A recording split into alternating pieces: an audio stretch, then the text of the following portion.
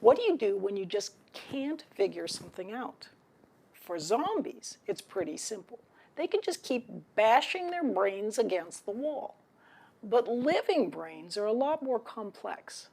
It turns out, though, that if you understand just a little bit of some of the basics about how your brain works, you can learn more easily and be less frustrated.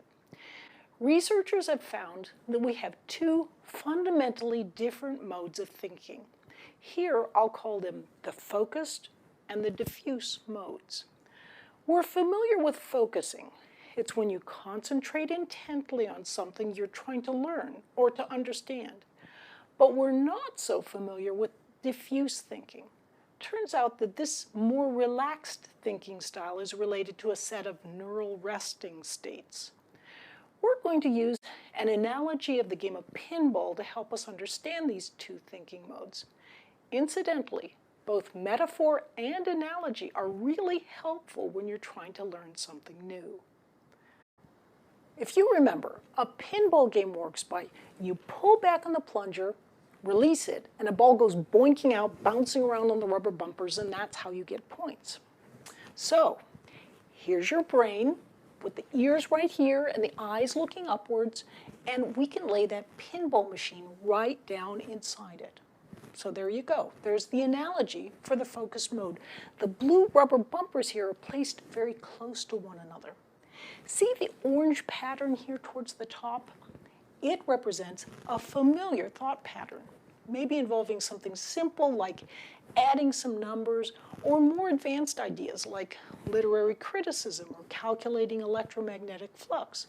You think a thought, boom, it takes off, moves smoothly along, and then as it's bouncing around on the bumpers, you're able to figure out the problem you're trying to solve or the concept you're trying to understand that's related to something you're rather familiar with. So look at how that thought moves smoothly around on the fuzzy underlying orange neural pathway. In some sense, it's as if it's traveling along a familiar, nicely paved road. But what if the problem you're working on needs new ideas or approaches, concepts you haven't thought of before? That's symbolized here by this neural pattern towards the bottom of the pinball machine area. But if you haven't thought that thought before, you don't even know how that pattern feels or where it is. So how are you going to develop that new thought in the first place? Not only do you not know where the pattern is or what the pattern looks like, but see all the rubber bumpers that are blocking your access, whatever direction you do decide to move in? To get to this new thought pattern, you need a different way of thinking, and that's represented here by the diffuse mode. Look at how widely spaced the rubber bumpers are. Thought takes off.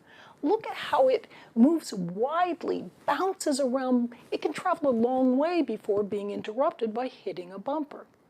In this diffuse mode of thinking, you can look at things broadly from a very different big picture perspective. You can make new neural connections traveling along new pathways. You can't focus in as tightly as you often need to finalize any sort of problem solving or understand the finest aspects of a concept, but you can at least get to the initial place you need to be in to home in on a solution.